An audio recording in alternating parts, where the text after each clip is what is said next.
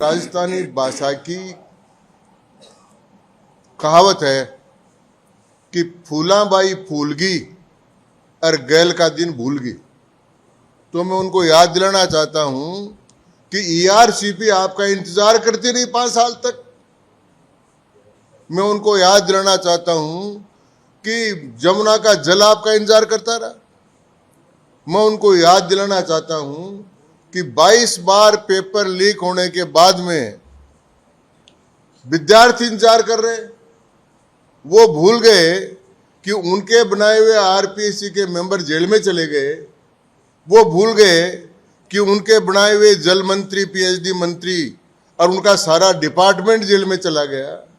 वो भूल गए कि उनकी परीक्षा लेकर लगाए हुए 420 व्यक्तियों को अभी सरकार ने पेपर लीक में गिरफ्तार कर लिया है। वो भूल गए कि सारे कारनामे आपने किए हैं। विद्यार्थी नौकरी का इंतजार करते रहे, पूर्वी राजस्थान पूरा पानी का इंतजार करता रहा, शेखावाटी जमुना जल का इंतजार करता रहा, और जार तो और सारे एमएलए होटलों के बाहर निकलने का इंतजार करते रहे। वो सारा इंतजार तो उन्होंने किया, तो इंतजार शास्त्र नहीं है। अब वो इजहार कर रहे हैं, आ संग दिल मिलकर करे आहुजारियां। वो आहुजारियां कर रहे हैं। तो मैं उनके आहुजारियों के बारे में कुछ बातें करना चाहता हूं। एक तो उन्होंने कहा कि साहब ये जो टावर है एसएमएस में बन रहा है, वो टावर को बनाने में टावर इंतजार कर रहा है। वो टावर जो कार्डिक के लिए बना रहे हैं, वो उन्होंने कुछ नहीं किया। 400 करोड़ के बजट को खुद ने 700 करोड़ का बना दिया। उसके लिए किसी बजट का प्रावधान नहीं किया और कुतुब मीनार जैसा नक्शा बना दिया और उसमें 1500 बेड करके 50 गाड़ियों की पार्किंग की व्यवस्था की। अब भजनलाल जी की सरकार ने उसको ठीक कर उसका पूरा काम कंप्लीट करने की स्थिति में आ गया है और वो 2000 होगा और वो केवल राजस्थान के नॉर्थ इंडिया का कार्डियोलॉजी का बहुत बड़ा सेंटर होगा। उसके लिए उनको गहलोत साहब को, भजनलाल जी को धन्यवाद देना चाहिए था। वो धन्यवाद उन्होंने नहीं दिया। दूसरी बात मैं करना चाहता हूं कि और बहुत से प्रोजेक्ट्स थे, जिन प्रोजेक्ट्स का उन्होंने नाम लिया, मैं सबका तो नाम नहीं लूंगा, लेकिन कुछ आपको बताना चाहता हूं। वो आप देखेंगे तो आपको पता लग जाएगा। ओपीडी टावर के बारे में मैंने आपको बता ही दिया है। और फिर उन्होंने दूसरा कहा था कि सांगानेरी गेट महिला चिकित्सालय आईपीडी टावर, वो तो बनकर तैयार है, उसका तो फिनिशिंग का काम चल रहा है, वो तो काम पूरा होना ही है। और सांगानेरी गेट पर सांगानेर के मुख्यमंत्री हैं, तो सांगानेर गेट तो इधर है पर मुख्यमंत्री सांगानेर के, तो सांगानेर साथ लगा हुआ ना। तो महिला का चिकित्सालय का टावर तैयार हो गया, उसके बारे में उनको गलत सूचना दी गई है और इस प्रकार से वो गलत भ्रम फैला रहे। एक उसका मैं बता रहा हूं। दूसरा, सीएससी पीएससी के बारे में पूछा है, तो उन्होंने 5 साल में कुछ किया नहीं और भजनलाल जी ने 2 साल में 6 नई पीएससी स्थापित की। कांग्रेस सरकार के 2 साल में 53 सीएससी बनी थी, भजनलाल सरकार में 84 सीएससी बनी। उप जिला अस्पताल 1 के मुकाबले 61 बने हैं, 61। जिला अस्पताल 3 के मुकाबले 14 बने हैं और सैटेलाइट हॉस्पिटल 2 के बजाय 18 खोले गए हैं। अब ये आंखें खोलने वाले आंकड़े भी समझ में नहीं आते हैं। और केवल चिकित्सा क्षेत्र में 35,000 की भर्ती की गई है और 14,000 पर प्रक्रियाधीन है बढ़ने वाले। तो ये सारा काम है। मेडिकल कॉलेजों के बारे में उन्होंने कहा है, 8 मेडिकल कॉलेज थे गहलोत साहब के टाइम पर, और मोदी जी ने आने के बाद में हर जिले में 1 मेडिकल कॉलेज खोलने की नीति के कारण से आज राजस्थान में 23 मेडिकल कॉलेज पूरा सारा खाका ही बदल गया शिक्षा का। स्टेलाइट हॉस्पिटल 43 थे गहलोत साहब के टाइम पर, 2 साल में बढ़कर 63 हो गए, 63। इस प्रकार से उन्होंने बहुत सारी बातें की। कई जैसे महात्मा गांधी इंस्टीट्यूट, दिव्यांग विश्वविद्यालय, कोई बजट का प्रावधान नहीं था और बना दिया, लेकिन अब उनका बजट का प्रावधान भी किया है और उनको संचालन की व्यवस्था भी कर रही है। ये सारा बात है। सिविल लाइन्स आरओबी के बारे में उन्होंने सोशल मीडिया पर डाल दिया। कि वो इंतजार कर रही है। काय का इंतजार कर रही है, किसका इंतजार कर रही है? मेरा और गहलोत साहब का इस जमाने में कोई इंतजार नहीं करने वाला। न गहलोत साहब का कोई इंतजार करेगा, न मेरा इंतजार करेगा। आरओबी बनकर तैयार है, 70% काम पूरा हो गया और 2026 तक सिविल लाइन्स वाले आरओबी पूरी बन जाएगी। अशोक गहलोत साहब आपके उस पर चढ़कर उतरने का इंतजार कर रही है, वो आप जल्दी करें। इसी प्रकार कुछ बातें हैं। 2 साल में 2719 घोषणाएं की भजनलाल जी ने, उसमें से 2450 पूरी कर दी। यह रिकॉर्ड आज तक का। और गहलोत साहब के कार्यकाल में जो घोषणाएं हुई थी 4148, उनमें 2000 भी पूरी नहीं हो पाई, सिर्फ 626 पूरी हुई। तो यह आंकड़ा है जो आंखें खोलता है। इसी प्रकार भर्तियों के बारे में, और उन्होंने जोधपुर के बारे में कई प्रश्न पूछे। मुझे आश्चर्य होता है कि जोधपुर ने उनको कितनी बार एमएलए बना दिया, एमपी बना दिया, और जोधपुर का कुछ किया नहीं। अब भजनलाल सरकार जोधपुर का कर रही है। 400 उन्होंने एक 765 केवी सब स्टेशन बनाने पर पूछा कि उसका क्या हुआ। उस पर 3000 करोड़ रुपए लगते हैं, 1000 का भी, 1 पैसे का भी उन्हें प्रावधान नहीं किया था, घोषणा की थी। अब उसका 3000 करोड़ का प्रावधान किया है भजनलाल जी ने, उनके लिए किया है। 400 केवी के सब स्टेशन की घोषणा की थी, उसके 500 करोड़ का प्रावधान किया, वो सारा कर दिया। ये शेरगढ़ में 154 करोड़ की योजना थी, उन्होंने 1 पैसा नहीं दिया, भजनलाल सरकार ने दिया। ये सारे काम भजनलाल सरकार ने किए हैं। इसी प्रकार से युवाओं के साथ कुठाराघात किया उन्होंने। आज भर्तियां हो रही है, भर्तियों का कैलेंडर बन गया है, सारी परीक्षाएं हो रही है, एक भी पेपर लीक नहीं हो रहा है, सारा काम हो रहा है। उनके समय में भर्तियां सारी हुई, आज एसआई की भर्ती का भी आ गया है। और सारी भर्तियां जितनी भी हुई उनमें फर्जी सर्टिफिकेट, सारा काम करके दोनों जो पकड़े गए उनके आरपीसी के मेंबर, उनके स्टेटमेंट भी आ रहे हैं कि हम तो नेताओं के नीचे अपने काम किया है। सारी व्यवस्था को अस्त व्यस्त करने वाले आदमी अगर इस प्रकार की बात कहें तो मुझे लगता है कि इससे बड़ा राज्य की जनता के साथ धोखा नहीं हो सकता। इसी प्रकार मैं कहना चाहता हूं कि कोचिंग संस्थानों के बारे में उन्होंने बात कही है। 420 आरोपियों को अब तक गिरफ्तार कर चुकी है पेपर लीक में, और वो सारे गहलोत साहब के सारे मंत्रियों के और उनके अफसरों के कारनामों के कारण से हुई है। और पिछले 2 वर्ष में 351 पेपर हुए हैं, भर्तियां हुई हैं, उनमें एक में भी पेपर लीक का मामला नहीं आया। इतना बड़ा काम अशोक गहलोत जी की सरकार के सामने वो किया गया है उनके द्वारा। इसी प्रकार मैं आपको कहना चाहता हूं कि क्या राजस्थान की जनता उनको इस बात के लिए माफ करेगी कि ईआरसीपी को उन्होंने केंद्र की योजना रोड बनाने के सारे 22 जिलों के साथ धोखा किया। आज भजनलाल जी की सरकार ने और डॉक्टर मोहन यादव की सरकार ने मिलकर उस काम को प्रारंभ कर दिया, उसका काम चालू हो गया है। तो वो सारा काम कर रही है। यमुना जल का काम कर दिया। अब पेपर देने वाले विद्यार्थी इंतजार नहीं कर रहे हैं, वो नियुक्ति पत्र देकर नौकरी पर लग रहे हैं। इसी प्रकार वो भूल गए जेजेएम घोटाला। राजस्थान के 14 लाख लोगों को पानी देने का नाम से, नल से जल देने का नाम से काम किया। पूरी की पूरी तो अफसरों की टीम और पूरी की पूरी मंत्री की टीम पूरी की पूरी जेल में पड़ी है, कोई निकालने वाला ही नहीं।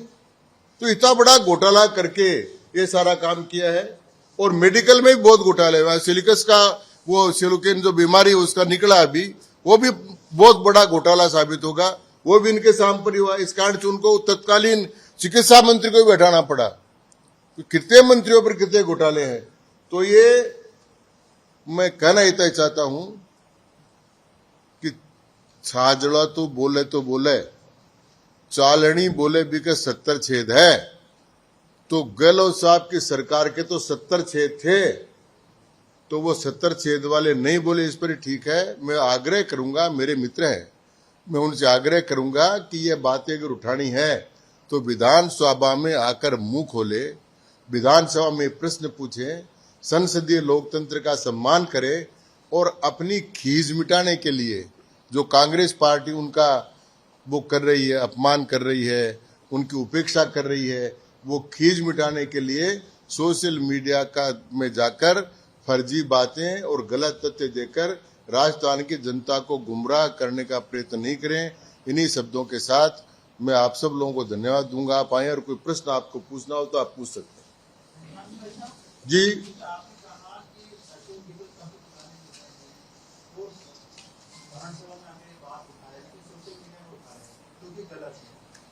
आप की तरफ से आप प्रेस कॉन्फ्रेंस भी कर रहे हैं, आप उसका आरोप का जवाब भी दे रहे हैं। पार्टी के स्तर पर सोशल मीडिया पर इनकी कोई काट आप करेंगे क्या? जैसे फेक फाइल होती ना, इन्होंने कोई आरोप लगाया तो पार्टी की तरफ से आईटी से सोशल मीडिया है आप लोगों का बिल्कुल है।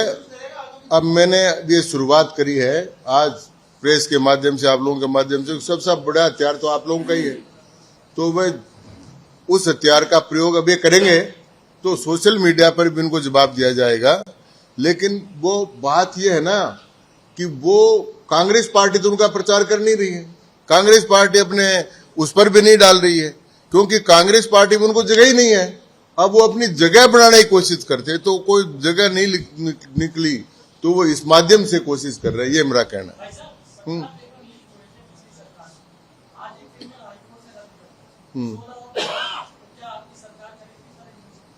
भाई हमारी सरकार को धन्यवाद तो एक है कि 35 परीक्षाएं करा दी, एक भी पेपर लीक नहीं। उनके जितने पेपर लीक थे पकड़ लिए। अब मगरमच्छ में धीरे धीरे जो होता है ना, वो मगरमच्छ की तरफ जा। मगरमच्छ नहीं पकड़े गए तो आरपीएससी के मेंबर पकड़े गए ना, मगरमच्छ है। अब उनको बनाने वाले नहीं पकड़े गए, अलग बात है। और इसी प्रकार से पानी को नल जल जेजीएम में मगरमच्छ पकड़े गए, तो मगरमच्छ भी पकड़े जा रहे हैं। लेकिन मगरमच्छों का इनका कोई जन्म जाता है वो नहीं पकड़ा जा रहा। तो वो कई लोग होशियार होते हैं, जो चीकना घड़ा होता है ना, वो ऐसा होता है कि वो उस पर छांट नहीं पड़ती। तो कई ऐसे लोग हैं।